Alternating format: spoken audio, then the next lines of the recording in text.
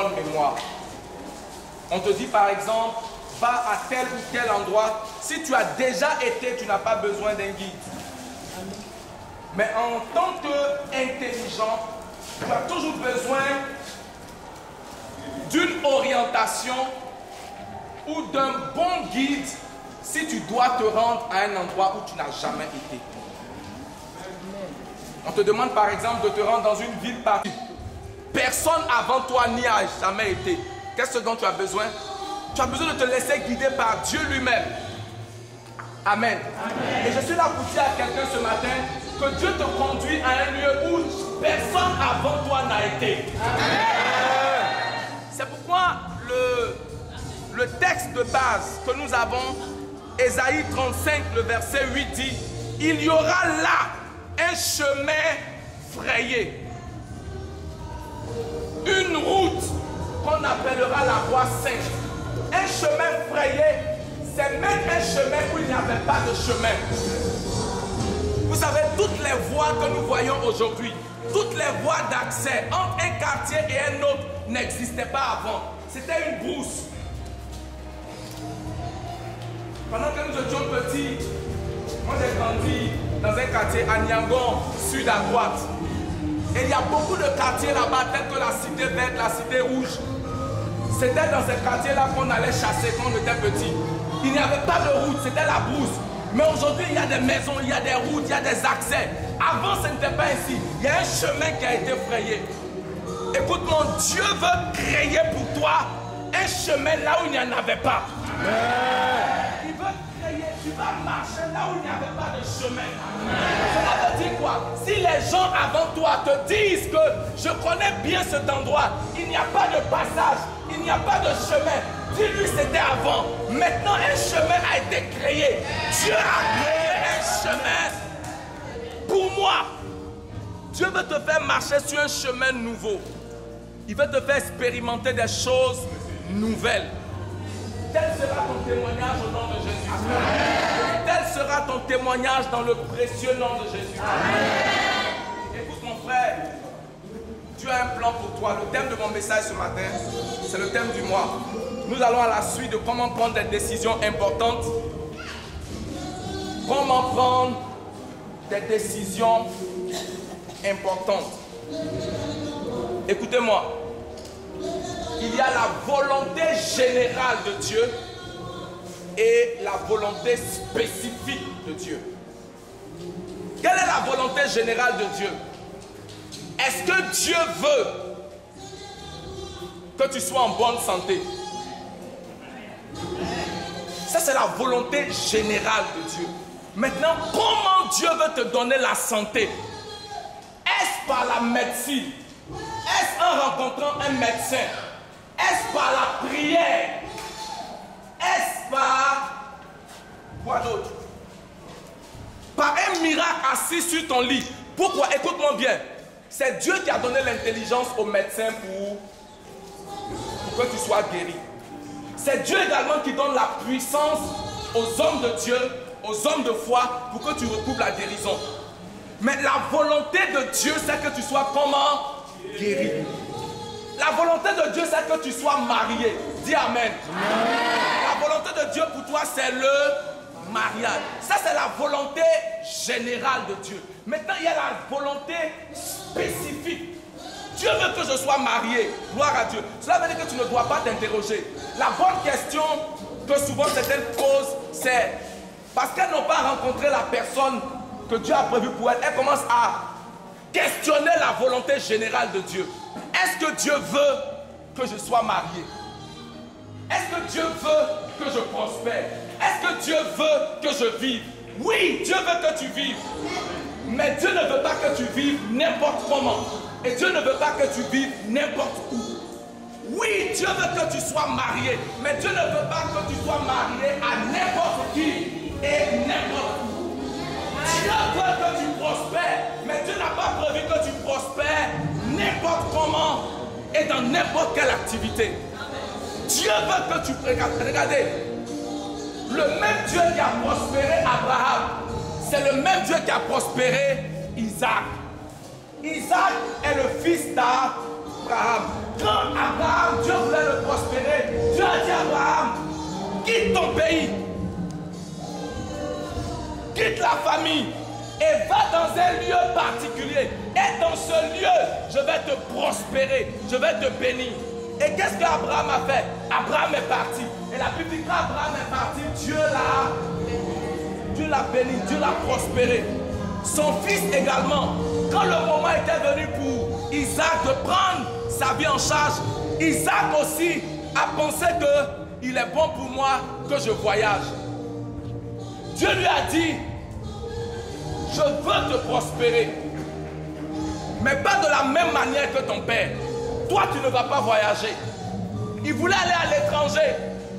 Il voulait aller comme beaucoup parmi nous se disent, mon destin se trouve à l'étranger. Mon destin se trouve de tel ou tel endroit.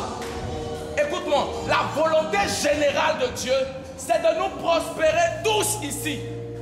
Il n'y a personne parmi nous assis dans ce temple qui est destiné à la pauvreté. Personne. Dieu nous a tous destinés à comment? Dis avec moi la prospérité.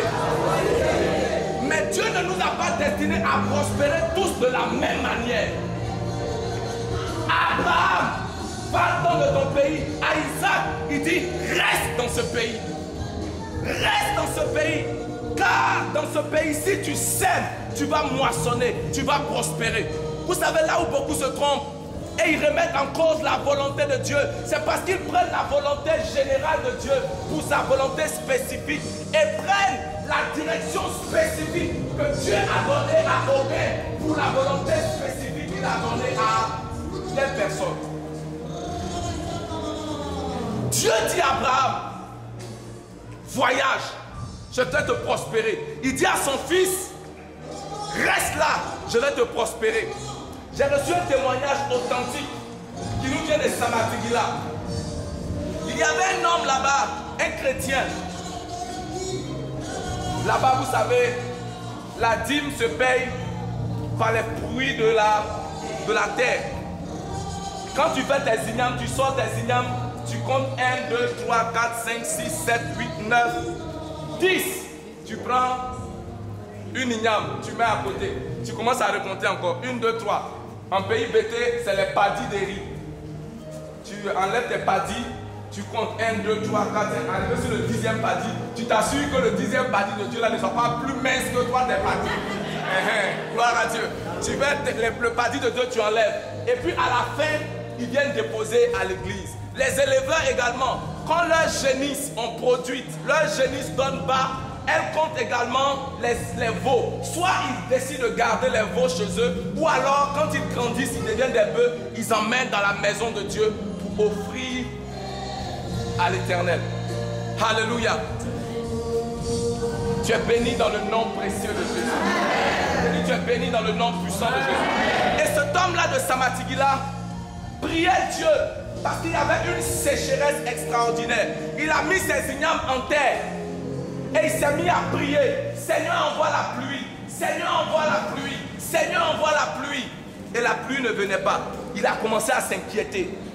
Commencé à se poser des questions. Parce que cette année-là en particulier, 2 de ses enfants avaient eu, un avait eu le CFE et devait aller au collège. Et le second avait eu le BPC, devait aller en seconde. Et il comptait sur sa récolte. Et comme il payait sa dîme, Dieu a dit, apporte à la maison du trésor tes dîmes et tes offrandes. Et qu'est-ce que je vais faire? Je vais menacer pour toi le dévoreur. Je vais mettre en fuite toutes ces choses-là. Il dit, je vais te prospérer. L'homme a commencé à s'inquiéter. Oh Dieu, comment ça va se passer? Alléluia. Et pendant qu'il s'inquiétait, le temps de la récolte est arrivé. Le temps que les ignames devaient faire en terre, il est retourné vers ces choses. Et vous savez, il a commencé à enlever ses ignames de terre. Et pendant qu'il enlevait ses ignames de terre, il a été surpris cette année-là de voir que les ignames qui sont sortis de terre sans la pluie étaient plus costauds que ceux qui étaient sortis pendant la pluie. Et puis, quand il a fait tout sortir, Dieu lui a dit, ce que tu voulais, ce n'est pas la pluie. Ce que tu voulais, c'était une bonne récolte. Toi, tu as prié pour la pluie, moi, je t'ai donné une récolte. Souvent, nous nous focalisons sur le moyen. dit, qu'est-ce que tu voulais? Est-ce que c'est la pluie que tu voulais? Est-ce que c'est la pluie qui donne les ignames? Il aurait pu avoir une pluie abondante. Une pluie même qui allait submerger. Sans que tu n'aies. Dieu dit, tu as prié pour la pluie. Mais j'ai compris ton besoin. Je savais ce dont tu avais besoin. Ce dont tu avais besoin, c'était d'une bonne moisson. Et je t'ai donné cette bonne moisson en contredisant même les lois de la nature.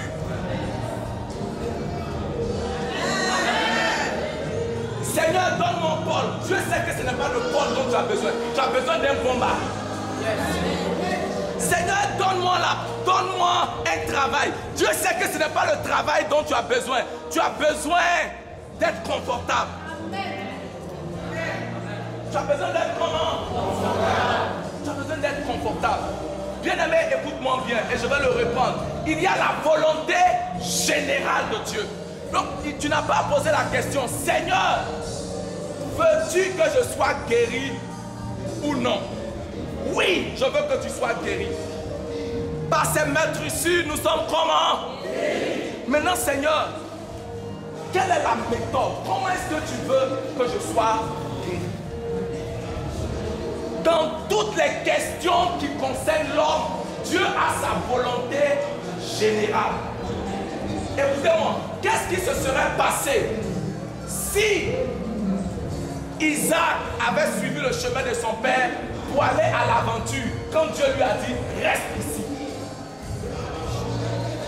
Il aurait manqué son lieu, il aurait manqué la prospérité que Dieu avait pour lui.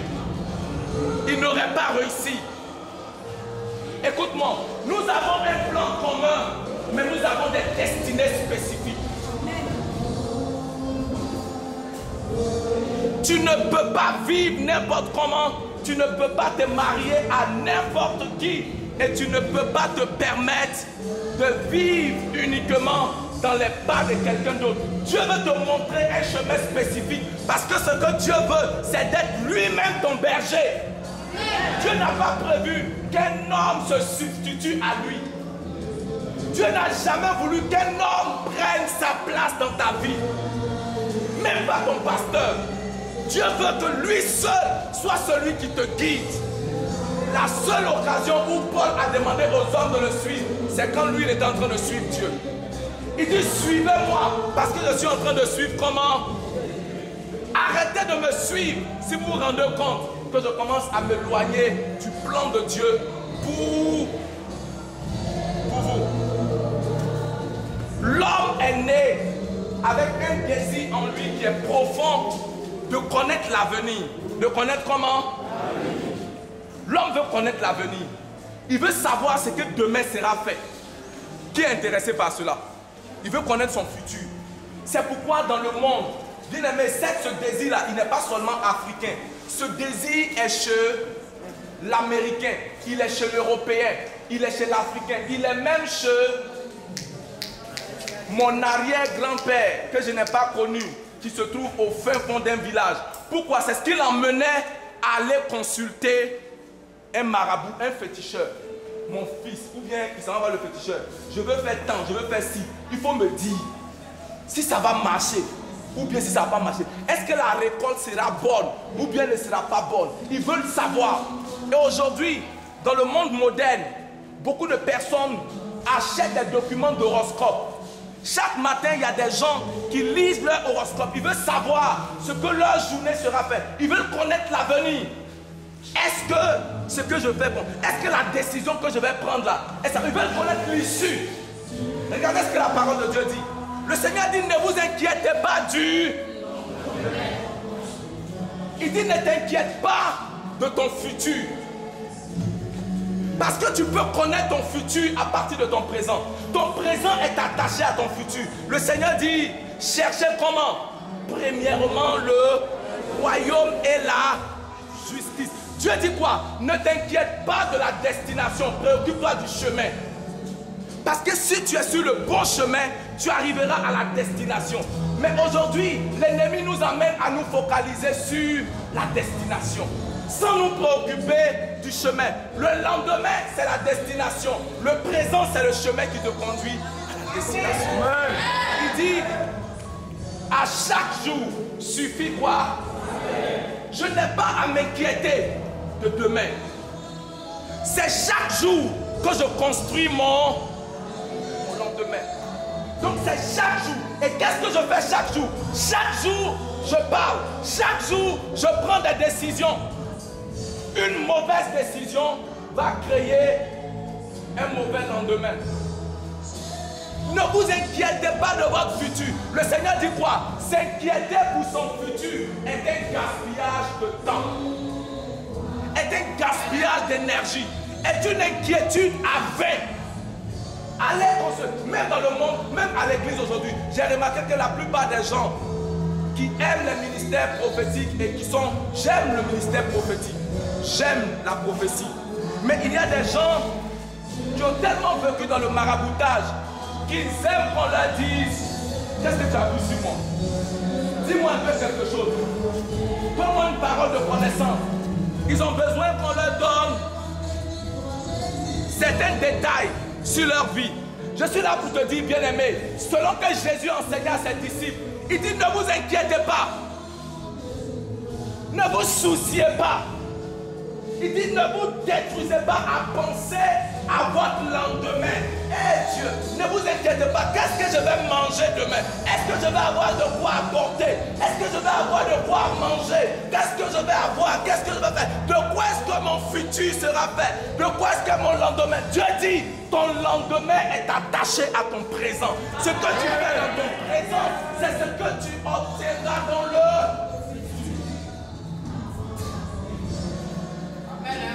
Planifie ton futur, mais ne t'inquiète pas pour ton futur. C'est ce que tu fais aujourd'hui. Dis avec moi ce que je fais aujourd'hui. Les décisions que je prends aujourd'hui, c'est ce qui influence mon futur. Alléluia. Dieu a une volonté parfaite pour toi. Est-ce que tu peux dire amen à cela? Dieu a une volonté pour moi. Écoutez-moi, je veux que vous écrivez cela pour ceux qui écrivent. L'avenir nous réserve quelque chose de précis, qui est connu et voulu par Dieu. L'avenir nous réserve quelque chose de précis, de connu et de voulu par Dieu. Qu'est-ce que l'avenir te réserve? L'avenir te réserve quelque chose de comment? Dis-le avec moi, de précis. La volonté de Dieu pour toi est précise. Sa volonté générale et sa volonté spécifique est précise. Ce n'est pas toi qui décides. Tu ne peux pas te permettre de vivre une vie au rabais pour dire ce n'est pas grave. Dieu a une volonté qui est précise. Ton avenir, mon avenir, notre avenir. Bien-aimé, écoute-moi. Quand tu arriveras dans le plan de Dieu pour ta vie, dans les années à venir, tu ne seras pas surpris. Amen. Oh, j'ai pas entendu ton amen. Amen. Tu seras en train de célébrer Dieu. Je le sais parce que Jérémie 29, le verset 11 dit: Dieu dit, je connais les projets que j'ai formés sur vous. Je connais les plans que j'ai formés. Et Dieu même dit que avant que nous ne naissions, il avait quelque chose de spécifique pour nous. Quelque chose de précis. Je connais. Mais il dit, moi je connais ce que j'ai pour toi. J'ai une idée précise, pas une idée floue. J'ai une idée précise du futur de chacun d'entre vous. Il y a trois choses qui peuvent t'arriver, ou trois choses au moment où tu es. Soit tu es en retard par rapport à la volonté de Dieu, ou tu es en dehors de la volonté de Dieu, ou tu es au plein centre de la volonté de Dieu pour ta vie. Tu ne peux pas être en avance sur la volonté de Dieu, c'est impossible. La meilleure chose qui puisse t'arriver, c'est d'être au centre de la volonté de Dieu. Ou alors en retard par rapport à la volonté de Dieu, ou alors tu es en dehors de la volonté de Dieu. Si donc notre décision affecte le plan de Dieu pour notre vie, écoute-moi bien, Comment est-ce que j'arrive à discerner dans mon présent la volonté de Dieu? Je me vais donner quelques spécificités de la volonté de Dieu. Je l'ai déjà dit, la volonté de Dieu ou la direction de Dieu, elle est sûre. Elle est comment? Elle est comment? Et j'allais ajouter, elle est certaine. Elle est sûre et comment? Quand quelqu'un vous a rapporté quelque chose et une autre personne essaie de savoir si ce qu'on vous a dit est vrai, tu dis je suis sûr et cela veut dire qu'il n'y a pas de doute sur ce que je te dis. Il n'y a pas de doute. C'est sûr, c'est certain. Alléluia.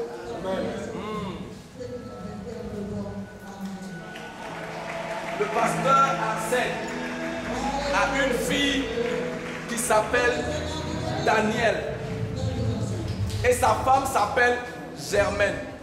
Quelqu'un va venir te dire, c'est pas vrai, je connais la femme du pasteur Arsène, elle s'appelle Marguerite, elle est grande, claire, avec des cheveux qui tombent sur ses têtes. Si cette personne commence à discuter avec lui, celui qui connaît la femme du pasteur Arsène, quand la personne va dire, Dieu, on va parier, on va faire, je n'ai pas besoin, je suis sûr, je suis comment? Je suis sûr, je connais la femme du... À moins que, peut-être que ce n'est pas du même pasteur qu'on parle, mais si c'est lui, je suis...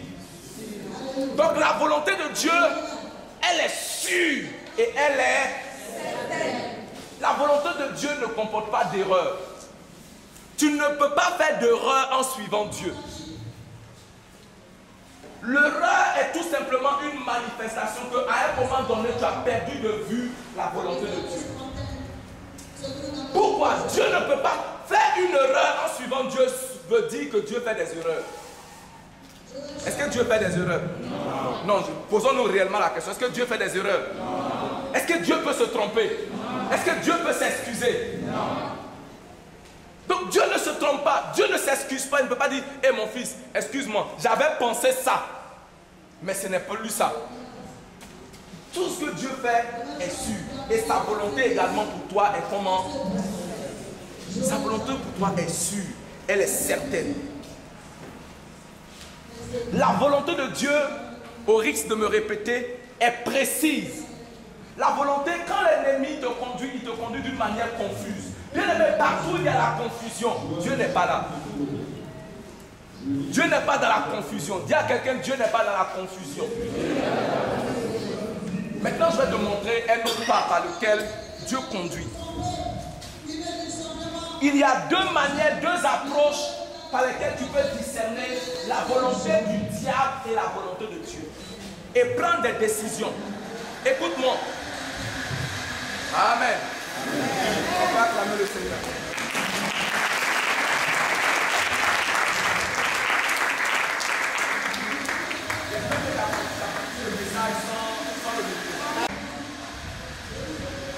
Comment Dieu conduit? Il y a une différence avec la manière dont Dieu conduit et la manière dont le diable conduit. Écoute-moi. Quand Dieu te conduit, au début, ça peut être difficile. Le chemin peut être pénible. Mais la fin est toujours glorieuse. La fin est toujours comment? Quand Dieu te conduit, le chemin peut être au début ténébreux. Mais la fin est lumineuse. Quand Dieu te conduit, le début peut être honteux. Comment est-ce que Dieu dit à quelqu'un, je veux le voir premier ministre, et la prochaine chose qui lui arrive, c'est qu'il se retrouve esclave? Donc, le début du chemin de Dieu peut être, c'est pas le Seigneur dit, si tu traverses le feu, je serai avec toi. Le feu ne te brûlera pas. Le mot traverser veut dire qu'il y a un chemin au milieu du feu. Si tu traverses le feu, pas si tu restes dans le feu, mais si tu fais comment? Maintenant, écoute-moi. Comment est-ce que le diable nous piège? Comment le diable conduit? Comment est-ce que je peux du diable. Quand le diable te conduit, le commencement est toujours beau, est toujours éclatant. La Bible dit quoi? Telle voix paraît bonne. La voix paraît, mais elle n'est pas bonne. Elle fait comment? Elle paraît. Il dit telle voix, au début, bien aimé, quand le diable t'a tiré, et ça a été sa méthode depuis le jardin d'Éden. Il a rendu le fruit à Caïn. Il a dit à elle, mange, regarde comment c'est beau. Quand tu dois prendre une décision, quand tu dois te marier, et que la personne vient devant toi, et tout ce qu'elle te propose, c'est le beau, le beau, le beau. Ma fille, mon fils, c'est une interpellation. Fais attention. Fais comment? Le diable commence toujours par te présenter. Est-ce que je peux rentrer dans ma vie privée? Est-ce que je peux vous parler de ma vie privée? Au moment où je devais prendre une décision pour me marier, en fait, j'avais proposé à ma femme, elle avait accepté. Et quelques mois, je pense 2 mois après, je devais conduire la délégation de l'église que je dirigeais à une convention internationale au Nigeria. Et puis, il y a une fille qui est venue des États-Unis. Elle s'est jointe à la délégation ivoirienne avec nous. Et c'est moi qui dirigeais dans le cadre qui faisait des exhortations. Bien aimé, écoute-moi. Oh my God. Quand on est revenu, la soeur allait dire à sa mère, qui est ce jeune homme? Il dit non, c'est un de nos jeunes passés aussi. Elle a dit, quelle est sa situation maritale? Il dit non, il y a une fille à côté de lui là, mais c'est pas sérieux. C'est pas comment. Elle a dit à sa mère, je veux l'épouser. Je veux comment? Je veux l'épouser. Et elle a commencé, bien aimé, c'était le temps de la vraie galère. La comment? La vraie galère. Elle a commencé à m'offrir ces téléphones qui parlent. Oh my God. Elle a offert à mon pasteur un ordinateur portable extraordinaire. Et puis, elle m'a invité une fois chez ses parents. Son père était ambassadeur de Côte d'Ivoire en Italie. On m'a invité à table. Bien aimé le jour-là, j'ai vu les cuillères que je n'ai jamais vues dans ma vie. J'ai vu quoi? Les cuillères que je n'ai jamais vues. Et en même temps, sa mère a dit, si tu épouses ma fille, tu ne vas pas souffrir. Ma fille est américaine, citoyenne américaine. On a commencé à me présenter le beau. Dans ma tête, tout ce que me revenait. Oh, bien aimé, une fois cette soeur m'a pris dans un taxi. Oh my God. Elle m'a envoyé à 13 villes, très connues. Elle m'a envoyé où? À 13 villes, on est arrivé là-bas, là où on vend les voitures. Elle a choisi une BM. Et puis elle a dit, monte, assieds-toi, ils n'avaient pas conduit. Elle dit, entre les voitures là, tu choisis quoi? Je dis, je pense que celle-là serait bien pour toi. Elle dit, non, c'est pas pour moi, c'est pour toi. Elle dit, hey! Oh my God! En même temps, on a commencé à me prêcher que les fiançailles, c'est pas le mariage. Les fiançailles, c'est pas quoi? Les fiançailles, c'est pas le mariage. Tu peux briser les fiançailles. C'est le mariage là qui est difficile. Et puis on a commencé à me sortir la longue liste des personnes dans l'église qui ont brisé les fiançailles. Tu vois lui là, il a brisé son fiançaille. Tu as vu telle personne? Il a brisé. Tu as vu tel autre? Il a brisé. La grande sœur de ma femme est venue vers moi. Pourquoi? Parce que cette jeune fille là lui avait offert sa robe de mariée. Elle est venue vers moi pour me dire, écoute, je pense qu'il faut prendre une décision maintenant. Et si tu dois prendre une décision, je pense que ce qui va t'arranger, c'est cette américaine. La Bible dit large, spacieux, est grand, est le chemin qui mène où? À la perdition. Quand il est grand, il y a un piège. Quand il est attrayant, bien aimé, si tu prends des décisions uniquement sur ce que tes yeux voient, tu vas faire le choix de l'ordre.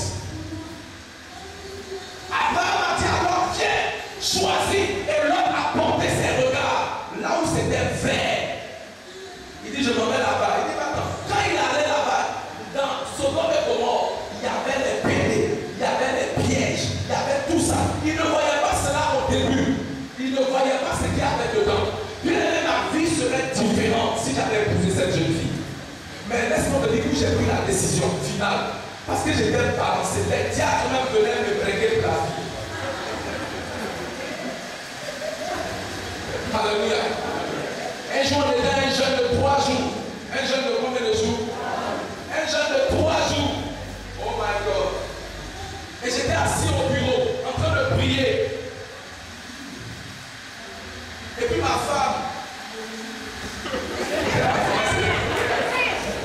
elle est venue. Elle a acheté devant l'entrée de l'église un pain avec les soupillas. On fait plus tard trop sur les brochettes. Les brochettes. Elle a acheté le pain et la brochette. Elle a mis dedans, elle a emballé. Elle est venue me donner. Avec la paix, avec un petit sachet de diamant. Pendant le diable est méchant, pendant que ma femme sortait du bureau, l'autre elle entrait avec un paquet de Gépaco. Avec les vrais poissons. Avec quoi? Les vrais poissons, mon frère. Elle venait la déposer. J'ai regardé le pain. J'ai regardé le paquet. J'ai regardé ma fiancée. J'ai regardé l'autre. C'est ce jour-là que j'ai pris la décision. J'ai dit ma femme, ne t'inquiète pas. Notre commencement peut être petit. Notre fin sera le grand. Le seul endroit où on commence grand, c'est au cimetière. C'est au cimetière qu'on commence par le sommet pour descendre où?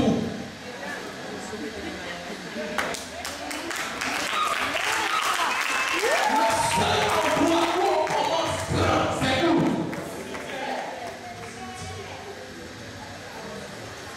Quelle voie, quel homme, quel chemin paraît droit? Il ne fait que paraît droit devant un homme. Mais la Bible dit l'issue, c'est l'issue de comment? Mais le Seigneur dit, je te conduirai, je te montrerai le chemin. L'Éternel mon berger, je ne manquerai. Il me conduit dans le vert pâturage. Quand je marche dans l'ombre, le vert pâturage c'est la destination, mais le chemin, c'est l'ombre de la vallée de la mort. Le vert pâturage c'est où? C'est la destination. Toute décision que tu as prise à partir de l'envie ne produira jamais un bon résultat. Toute décision que tu as prise en étant motivé par la contradiction à la parole de Dieu ne sera jamais une bonne décision. Ce jour-là, quand ma fiancée a vu ce qui s'est passé, elle a enlevé la petite bague or claquée qui était en train de devenir pacotille entre ses doigts et elle a mis ça sur la table. Quand elle a mis sur la table, j'ai remis à son doigt. J'ai dit, écoute, non, je ne prendrai pas des décisions sur ce que je vois aujourd'hui. Je prends des décisions sur ce que je sais de toi et je sais de ma vie. Et bien aimé, je n'ai pas regretté et je ne regrette pas et je n'ai jamais regretté. Je n'ai jamais regretté. Tu ne regretteras jamais à suivre Dieu. Les choses dans lesquelles Dieu te conduit ne paraîtront jamais comme elles doivent être au début. Ça commence de manière souvent bizarre, difficile, pénible. Bien aimé, ça va commencer ainsi, mais ça ne va pas rester ainsi. C'est pourquoi le Seigneur dit, ne minimisez pas les petits commencements. Ne méprisez pas. Dieu ne te donnera jamais, comme je l'ai déjà enseigné, un homme prêt à porter, ou une femme prête à porter. Dieu te conduit sur le chemin. Dans tes décisions d'affaires, ne prends jamais une décision qui règle les problèmes seulement du présent. Pense aux problèmes du futur. Beaucoup se retrouvent coincés aujourd'hui parce qu'ils ont regardé à l'apparence. Ils ont regardé, ils ont suivi le chemin du diable. Et quelle est la méthode du diable? il joue sur ce chemin. Tel chemin paraît juste pour un homme. Paraît beau pour un homme. Est-ce que tout ce qui est beau vient du diable? Non. Mais dans chaque chemin dans lequel le Seigneur te conduit, selon que je connais mon Dieu, il ne te montrera pas toujours le parcours.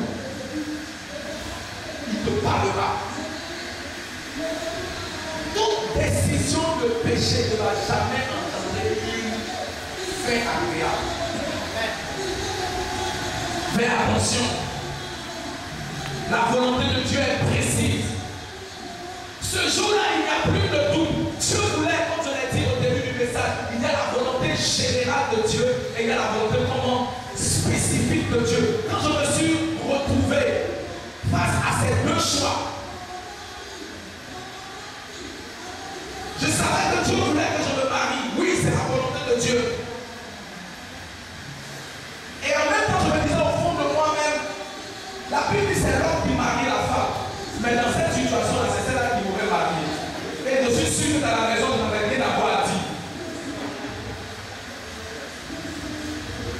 On était en train de me montrer un endroit avec où on allait de louer même un appartement. Oh my God. J'avais méchant. Cette histoire de vous parle, même ma mère a été menacée. Ils ont pris ma mère un jour. La fille est venue la prendre avec ses parents. L'ont emmenée dans les hauts lieux. Leur donné les chocolats qu'elle n'a jamais mangé de sa vie. Mais gloire à Dieu que, oh, Dieu merci.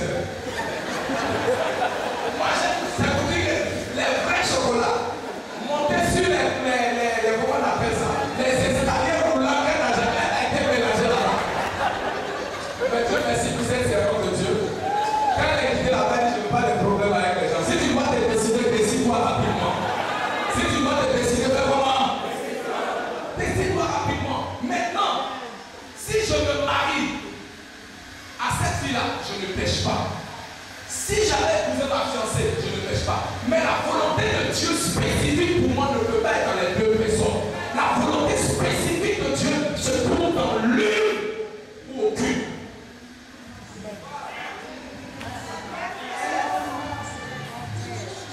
Et j'ai revu comment Dieu conduit. Et j'ai fait mon choix en pleine assurance, en pleine conviction que c'était le plan, c'était le dessein. Et bien aimé, tu sais quoi? 10 ans plus tard, quand je regarde en arrière, j'ai vu cette jeune fille, elle a tout perdu. Elle se retrouve aujourd'hui, ici à Abidjan, perdue dans un quartier précaire. C'est ce que ma vie serait devenue. Est-ce que c'est ce que ma vie serait devenue? Avant, elle louait une voiture par jour. Aujourd'hui, même l'argent pour le Warren, il n'y en a pas. Sa mère était venue une fois à l'église ici pour dire, pasteur, est-ce que tu peux me prêter de l'argent? Est-ce que c'est ce que ma vie aurait été si j'avais pris une décision sur ce qu'on me disait? Tu vas devenir américain, tu vas voyager, tu vas faire ceci, tu vas faire cela, tu auras ceci, tu auras cela. Bien aimé, les décisions que tu prends doivent être motivées par la direction de Dieu. Et la direction de Dieu, elle est spécifique. La volonté de Dieu est précise. Elle est comment? Précise. Elle est précise. Tu ne dois pas faire des affaires avec n'importe qui. Seigneur, où est-ce que tu me conduis? Seigneur, où est-ce que tu me conduis? Ésaïe 43, verset 2. Si tu traverses les eaux veut dire les difficultés, je serai avec toi. Ton Dieu sera avec toi dans les difficultés. Dis amen. Il dit, et les fleuves ne te submergeront point. Si tu marches dans le feu c'est l'adversité. Le feu ne te brûlera pas. Je ne vois pas l'adversité t'embraser au nom de Dieu. Il dit, et les flammes ne t'embraseront pas. Parce que je serai avec toi. Proverbe 14, verset 12, que j'ai cité et recité. Quelle voix paraît toi par un homme, mais l'issue c'est la voix de la mort.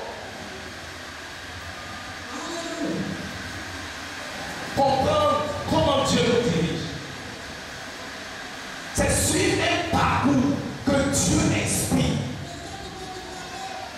Suivre un parcours que Dieu fait comment? Dieu inspire. Un chemin dont Dieu est l'auteur. Écoute-moi, ce n'est pas toi qui décides. Est-ce que tu peux dire avec moi, ce n'est pas moi qui décide? Dieu a un plan pour moi. Et la meilleure chose que je dois faire dans ma vie, c'est d'embrasser le plan de Dieu pour moi. Mes débuts peuvent être difficiles, mais le Seigneur dit que ma fin sera grande. Ton début peut être difficile, mais ta fin sera comment? Écoute-moi, le Seigneur dit quand tu traverses l'ombre de la vallée de la mort, cela veut dire que si tu as commencé à traverser depuis un moment, tu dois être à la fin de la traversée maintenant. Tu dois être où? Mais Dieu n'a pas prévu que tu traverses toute ta vie. C'est pourquoi quand tu te perds au milieu du chemin, l'option que Dieu te conseille, ce n'est pas de revenir sur tes pas, c'est de demander à Dieu le chemin au milieu même de ta perte. On entend souvent dire, si tu ne sais pas là où tu vas, reviens de là où tu descends. Ce n'est pas vrai. Si tu ne sais pas là où tu vas, demande le chemin. Si tu t'es perdu au milieu de là où tu vas, demande le chemin. Revenir là où tu vas, c'est un gaspillage de temps, c'est une perte de temps, c'est de lenteur. Commence à demander autour de toi.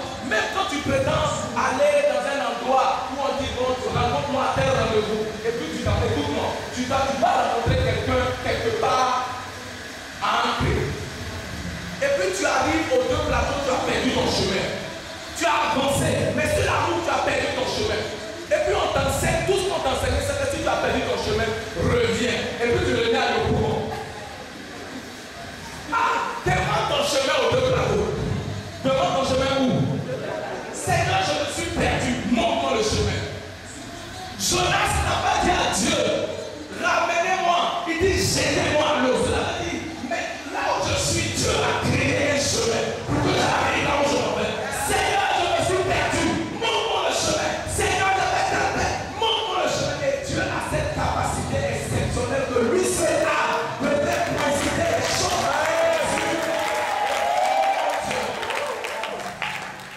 Dieu a cette particularité de transformer un chemin rocailleux en une plaine en te disant, dis tes oreilles entendront une voix derrière toi qui te dit, voici le chemin.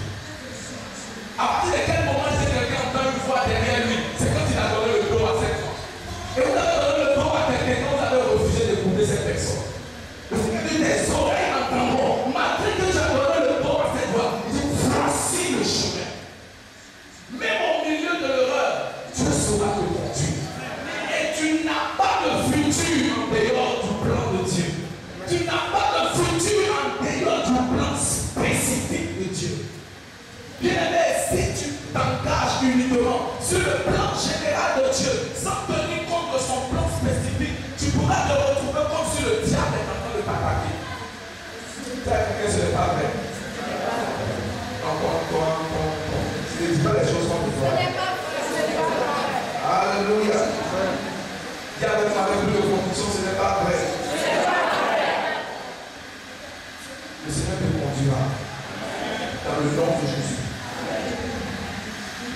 Suivre la volonté de Dieu, je me répensais à prendre des décisions qui ont une bonne motivation.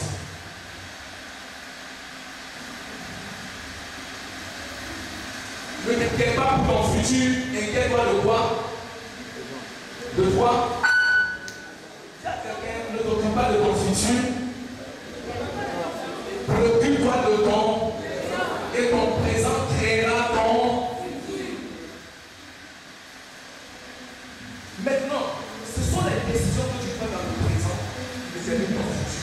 Maintenant, ce n'est pas seulement ces décisions, mais les motivations derrière les décisions que tu prends. Une décision inspirée par l'envie ne va pas créer une bonne décision. Dis amen. Une décision qui est motivée par la désobéissance à la parole de Dieu. Mais à l'opposé, toute décision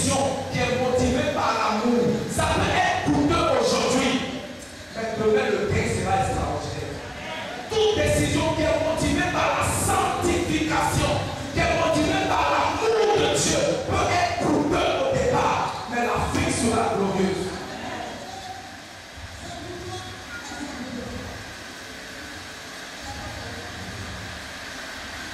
Comment Satan conduit? Toujours attirant. Regardez même Jésus. Quand il a pris Jésus, il a mené sur le sommet des montagnes. Est-ce qu'il lui a monté la croix? Il lui a monté les royaumes de la terre. Il dit, voici les royaumes de la terre. Voici, voici, voici. La femme de Potiphar a dit, viens mon petit, tu sais, je suis, mon mari ne s'occupe plus de moi. Mon mari n'a même pas de temps pour moi. Il ne me regarde même plus. Peut-être même la toi maîtresse. En réalité, si tu sors avec moi, c'est la justice que tu es en train de faire. Est-ce que tu ne vois pas comment mon mari me maltraite dans cette maison? Toi-même tu es là. Il ne me touche même pas. Il ne me regarde même pas. Très souvent on trouve des excuses pour justifier notre péché. On dit personne ne me regarde. Mon mari ne me touche pas. Ma femme ne se donne pas à moi. Alors si je suis dans le péché, c'est elle qui a provoqué. Il n'y a rien qui justifie le péché. Il n'y a rien qui justifie la dureté. Il n'y a rien qui justifie l'impudicité. Et évidemment, toute décision que tu prends mue, c'est-à-dire poussée par le péché, peu importe la raison, la conséquence sera toujours désastreuse. La conséquence sera toujours douteuse. Ça peut être beau au départ, mais vers le milieu, ça devient un genre. Et vers la fin, ça devient les pleurs. Tu ne vas pas pleurer. Je vais pas entendu toi-même. Si je ne vais pas pleurer. Oh, tu veux coucher avec moi pour une pommade de 3700. Je n'ai pas ça aujourd'hui, mais je le veux demain.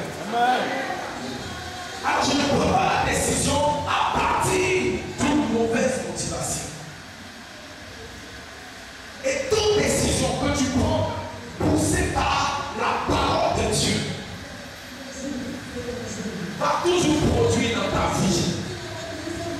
Obéis à Dieu d'abord et laisse le futur entre les mains du Seigneur.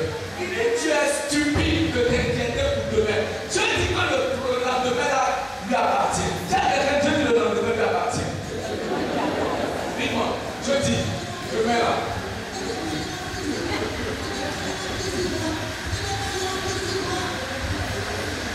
Dans le livre de Proverbes chapitre 27, le verset 1, et je suis en train de terminer, le Seigneur dit, ne te vante pas du...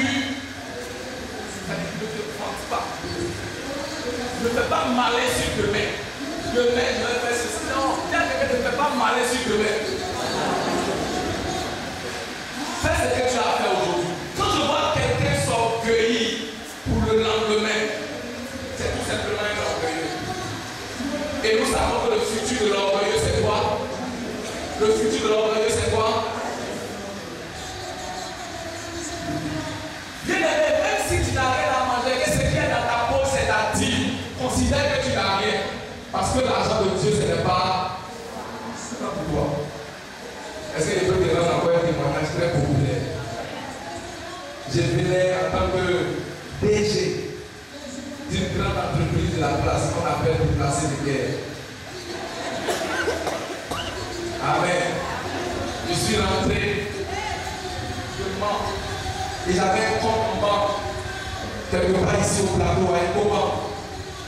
Je suis rentré et je suis allé retirer l'argent que j'avais là-bas parce que je voulais me faire une santé vestimentaire honorable. J'ai retiré tout mon argent. Et quand j'ai regardé l'argent que j'avais, c'était environ dans les 200 et quelques mille. J'ai dit, oh Dieu, Seigneur, toi-même tu comprends. Tu comprends que j'ai trop souffert. Les arbres ne m'ont pas eu. Je suis venu, il y a un pantalon jeté. Laisse-moi, je vais. Et comme Dieu n'a pas regardé nos situations pour mettre sa parole, il a mis sa parole pour que nous puissions obéir. Bien aimé, quand j'ai fini d'acheter tout ce que je veux, la même nuit, dans l'endroit où j'étais, les voleurs sont rentrés. Les voleurs sont comment? Et quand ils sont rentrés, il y avait beaucoup de choses dans la maison, mais tout ce qu'ils ont pris là, c'est ce qui m'appartient. On a pris mon téléphone par lequel on pouvait me joindre même pour que j'apparaisse avec les amis, que j'appelle les amis, etc. Maintenant que tu n'as plus de téléphone, qui va t'appeler? Qui sait où tu es? Quand tout le monde a commencé à se plaindre autour de moi, vous dites, vraiment, le diable est méchant, le diable est mauvais, tu as marché, tout ça. de moi jusqu'à Dieu.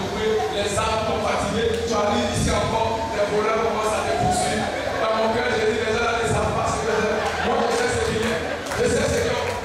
Le Seigneur dit, si tu payes ta dîme, je vais nasser autour de toi les dévoreurs. Et puisque je n'ai pas fait, Dieu a enlevé la barrière, le dévoreur est venu. Alléluia. C'était la dernière fois où j'ai pris ma leçon. Dieu ne donne pas sa parole pour arranger tes circonstances. Tu obéis à sa parole pour arranger tes circonstances. Tu as obéi à sa parole pour faire comment? Pour arranger tes circonstances à toi. Donc tu prends des décisions sur la base de la parole de Dieu. Oh, alléluia. Avant de prendre une décision, demande-toi, est-ce que mes motivations sont... Souvent on fait des choses par jalousie. On fait des choses par quoi? Par jalousie. Je veux faire ça pour faire ça. Ce que tu es en train de faire, la motivation n'est pas bonne. Le résultat ne peut pas être comment? Finalement, suivre Dieu, c'est suivre une personne. Et cette personne, c'est le Saint-Esprit. Ceux qui sont conduits par l'Esprit de Dieu sont comment? Fils de Dieu. Et dans le texte que nous avons pour le mois, dans le livre d'Ésaïe 53, Ésaïe 35, le verset 8, il dit, il y aura là un chemin frayé, une route tracée. Elle est pour eux seuls. Il dit, sur ce chemin, même les aveugles ne vont pas s'égarer. Bien aimé, si tu suis quelqu'un qui connaît le chemin, tu n'as pas besoin d'ouvrir tes yeux. Est-ce que je dis quelque chose? Si tu suis quelqu'un qui connaît le chemin, tu n'as pas besoin d'ouvrir les yeux. Il dit sur le chemin où Dieu conduit. Donc il y a un chemin et il y a celui qui conduit. Donc tu as la différence entre suivre un chemin avec les yeux ouverts et puis suivre quelqu'un qui connaît le chemin. Dieu avait donné ses propositions à Moïse. Il dit, je vais te délivrer, je vais t'envoyer délivrer le peuple d'Israël. Voici mon plan général, voici mon plan spécifique. Et puis le Seigneur lui dit, va-t'en. Il a dit au Seigneur, d'accord, je connais le chemin, tu m'as montré, tu m'as dit ce que je vais faire. Mais écoute, si tu ne vas pas avec moi, je ne bouge même pas d'ici. Et en réalité, quand il disait si tu ne vas pas avec moi, il était en train de dire si tu ne vas pas au devant de moi. Il va au devant de moi. Je veux marcher à ta suite. Je ne veux aller, c'est pourquoi il a reconnu. Quand le Seigneur lui montrait la nuée, la colonne et tout ça, il a reconnu que voici là où Dieu conduit. Dieu n'était